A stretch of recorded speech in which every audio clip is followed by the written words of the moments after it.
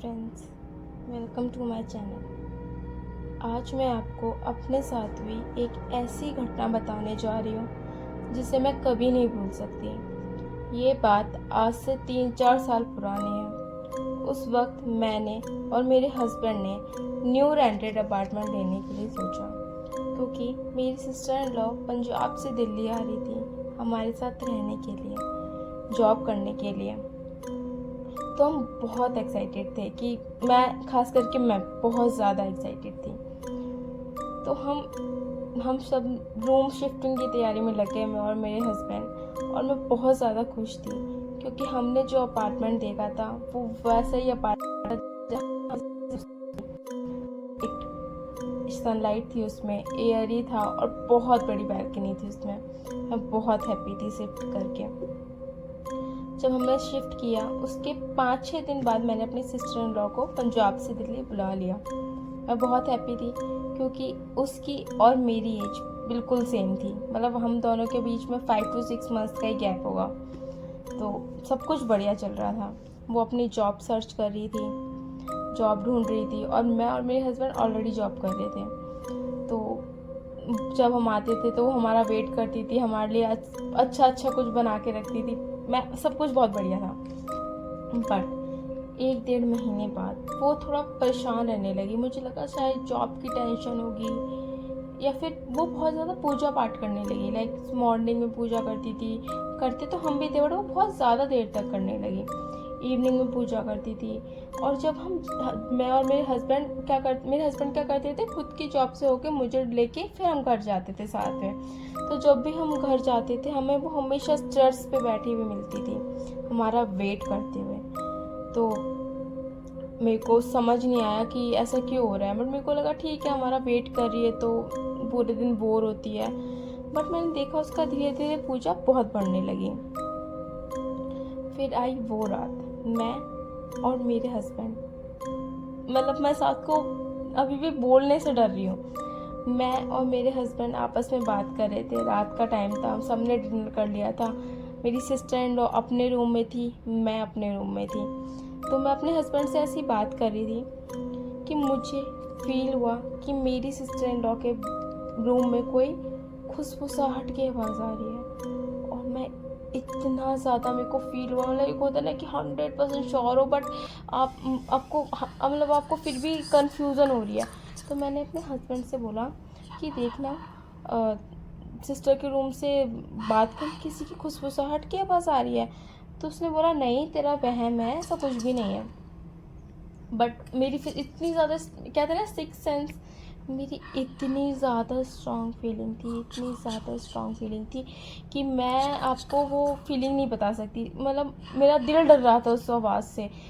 क्या पता फ्रेंड से बात कर रही हो, ये तो था ही नहीं माइंड में। बस ये था कि मतलब डरने वाली थी फीलिंग। बट मैंने थोड़ा सा वेट किया कि क्या पता मेरा वहम हो। बट मैं जब श्योर हो गई ना, जब मैंने मतलब खुद को ऐसे नहीं होता जगाओ कि यार आप कोई सपना तो नहीं देख रहे, तो जब मैं बहुत ज़्यादा श्योर हो गई, मैं उसके रूम में गई, उसके साथ लेट गई, और मैंने फील किया कि वो भी जाग रही है, वो भी फ़ोन चला रही है, वो भी मतलब बस आंखें बंद करके लेटी हुई है कि नींद आ जाए कैसे भी। मैं उसके पास आके लेटी, बातें हमने करना शुरू करी। फिर जब हम बात कर रहे थे तो उसने मुझे बताया, मैंने उसे बताया कि मैं सीरियसली तेरे रूम में आई हूँ। तो उसने भी सेम रीज़न दिया मुझे कि मुझे इस रूम से किसी के खुसफुसाहट की आवाज़ आ रही थी। हम दोनों इतना ज़्यादा डर गए उस टाइम, मतलब हम दोनों शिवर कर रहे हैं, और हमारा मेन मोटिव ये था कि बस विद इन अ सेकेंड इस रूम से बाहर निकले। मैंने उसका बिस्तर उठाया और हम दोनों ने मिलकर वो बिस्तर उठाया और उस रूम से भागे, लिटरली भागे। वेट कर रहे थे, मतलब मैं बता नहीं सकती वो फीलिंग। हम उस रूम से भागे। उसके बाद जब मैं वो गेट बंद करने लगी ना, मेरे साथ, मैं बता नहीं सकती क्या हुआ। जब मैं वो गेट बंद कर रही थी मुझे फील हुआ कि कोई उस गेट से कूदा। ये देख के मेरी फट गई, मतलब हम तीनों को ये आवाज़ सुनाई दी। और मेरे हस्बैंड उस टाइम सीरियसली मुझ पर ये बोल रहे थे कि तुम लोग ना ये ओवर एक्ट कर रहे हो, ऐसा कुछ भी नहीं है। तुम बस ओवर रिएक्ट कर रहे हो। और मैं और डिम्पल पूरा श्योर थे कि हम ये सब फील कर रहे हैं, हम ये सब सुन रहे हैं।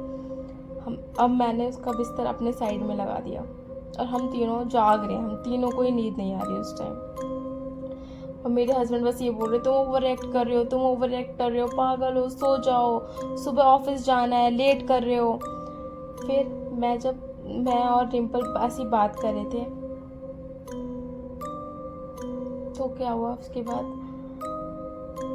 हमें फिर से उस रूम से आवाज़ें आना शुरू हुई। और इस बार सिर्फ हम दोनों को आवाज़ें नहीं आ रही थी, इस बार मेरे हस्बैंड को भी आवाज़ें आ रही थी। और हम तीनों श्योर थे कि हाँ, अब कुछ ना कुछ तो है। हम तीनों ही जाग रहे थे। अब तो वो आवाज़ें इतनी क्लियर आने लगी कि कोई हमें सुनाना चाह रहा है कि भाई साहब मैं इस रूम में हूँ, ये कोई तुम्हारा वहम है, तुम्हारा कोई सपना नहीं है, मैं हूँ इस रूम में। वो रात हमने कैसे काटी है बस मैं ही जानती हूँ, क्योंकि सब कुछ इतना क्लियर सुनाई दे रहा था और मैं बस भगवान का नाम ले रही थी। मैं पूरी रात हनुमान चालीसा, जब तक मेरी आँख खुली थी मैं हनुमान चालीसा पढ़ रही थी। मेरी सिस्टर भी हनुमान चालीसा पढ़ रही थी उस टाइम। वो रात बहुत बहुत ज़्यादा डरावनी रात थी मेरे लिए, क्योंकि उस रात को ना, एक होता है ना कि हमें कोई हिंट दे रहा होता है, उस रात सब कुछ क्लियर समझ में आ रहा था। और ये अपार्टमेंट, ये नहीं है कि ये हमारे साथ लास्ट और आखिरी इंसिडेंट था। इसके बाद मेरी और मेरे सिस्टर के साथ तो ऐसा कोई इंसिडेंट नहीं हुआ, बट मेरे हस्बैंड के साथ इंसिडेंट होना उस वक्त चालू हुए और वो इतने ज़्यादा बढ़ गए, बस भगवान की कृपा थी कि हम वो रूम खाली कर पाए। और वो इंसिडेंट्स बताने के लिए मुझे एक पार्ट और बनाना पड़ेगा। और अभी भी वो मेरे हस्बैंड के साथ जो हुआ ना, वो सोच के मेरे रोंगटे काँप रहे हैं। तो वो पार्ट सुनने के लिए आप प्लीज़ सेकंड पार्ट ज़रूर देखना कि मेरे हस्बैंड के साथ कैसे हुआ, क्या हुआ और हम उस रूम से कैसे स्किप कर पाए। Thank you for watching this video. और ऐसे ही रियल स्टोरी सुनने के लिए आप मेरा चैनल सब्सक्राइब करें, प्लीज़ लाइक करके जाना और कमेंट प्लीज़ करना ताकि मेरे चैनल की रीच बढ़े। Thank you so much.